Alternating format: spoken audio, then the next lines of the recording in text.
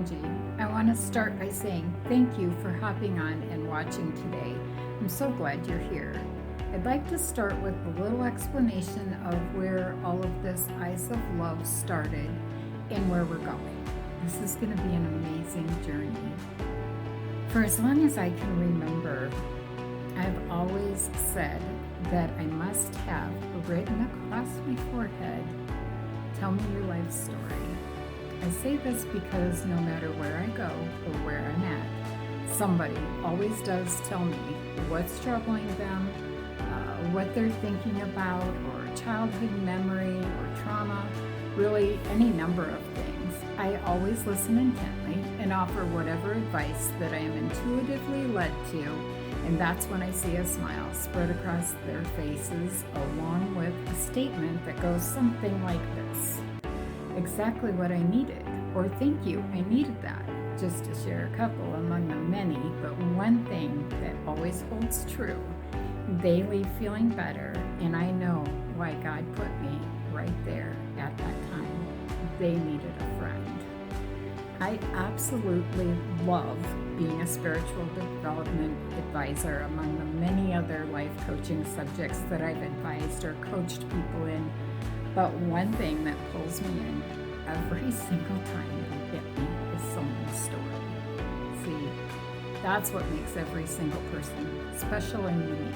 It's their story, the way they lived it, the way they perceived it. It's about how they got lost in it or found their way out of it. What a super, super special thing. No one, not one single person is exactly like you. No one.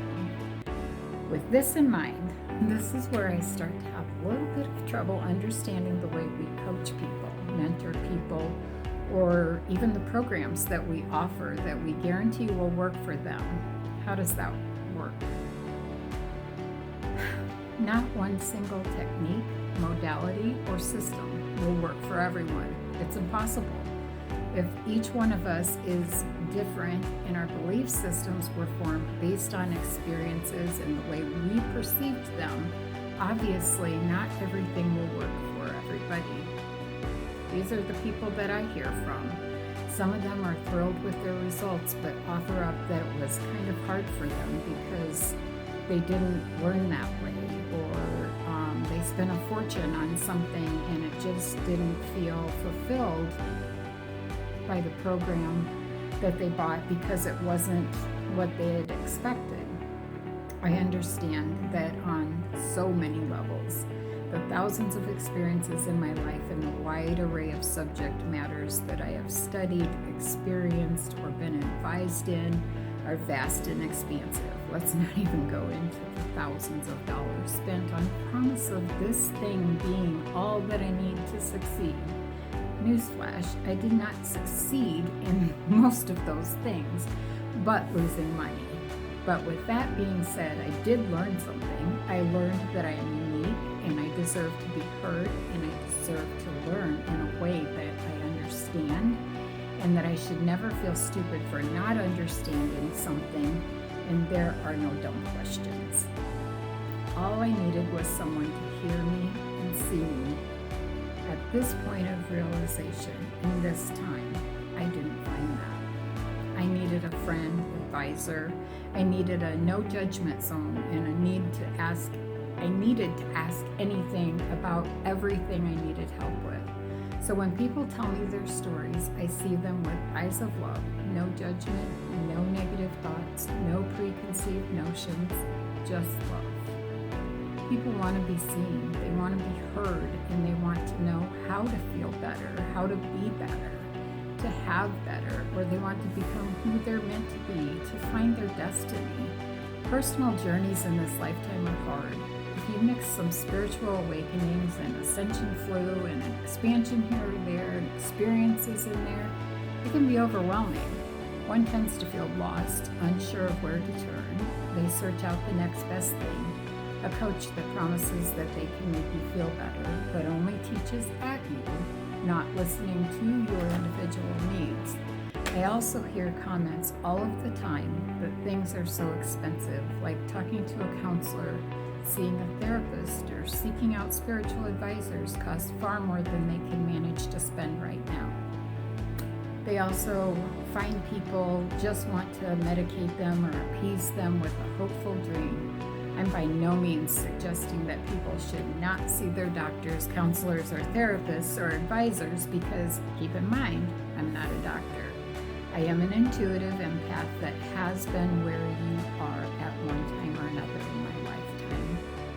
With my own perceived experiences, I see people are hurting. Even people with little to no money have ascensions and awakenings, kid troubles, mommy moments, financial hardships that are dragging them down, and they want to know the secret to manifesting just as much as someone that can spend thousands of dollars to find out. There should be a level that works for both parties involved, a fair energy exchange. This is my perception, but I do believe that there should be other quality options for them to seek out and still feel like they are seen, heard, and treated as a person and not another number or just a client. This is where I come in. I feel like people just need a friend. Sometimes a friend to listen objectively and truly tries to understand. A friend like someone that doesn't cost a fortune and will treat you like you did spend a fortune, because to you did. So everyone needs someone who can instinctively and intuitively say the right thing that you need to hear, the one thing that makes you go aha, or that one thing that will set the love in motion again, that will bring back peace, hope, self-worth, self-love, and a sense of victory over darkness and defeat that has crept into your thoughts once again, a victory that brings strength and courage to go on in some of your darkest days, a victory that brings back the love of life that has been missing, self-love and worthiness that has been gone for far, far too long. I feel like people on every level of life need to talk it out sometimes, with no judgment, just love. I've been at those points when life throws you a curveball or throws a wrench into your plans and you have no one to turn to and you don't know who to trust anymore. Your thoughts and wonders turn to every friend you thought you had but wasn't what you thought. Where do you turn then? Some pretend that it's all okay. Some cry in a locked bathroom for even 2 minutes just to let it out. Or they flood their pillows in the night with the stinging flood of tears that they just can't even hold back anymore. I just want you to know I've been there. I'm always looking for someone's forehead that says, tell me your life story, because man, I got a story to tell. In the days ahead, I will be sharing some of my stories, and I think that you may be surprised at some of my experiences that have been hidden away for far too long, ones that I don't want anybody to see. Keeping your story to yourself is of no service to anyone, especially you. I hope you join me again as I share what I've learned and how I learned it, as I unfold my story. For you, I wish that you may see that there is light in the darkness. I will tell you my story in hopes that telling my story will let you feel safe to tell yours. Living the moments, living in this moment, enjoying life, expanding spiritually, and most of all being seen and heard is the most special gift that I can offer you. As my story is shared, I will be sharing exactly how I can offer you the gift of the eyes of love to see the beautiful life that you can have. We will work together to see our little piece of the world as a beautiful place. When enough of us are looking through the eyes of love, as we're sharing, healing, and opening up, the whole world will become a brighter place to be.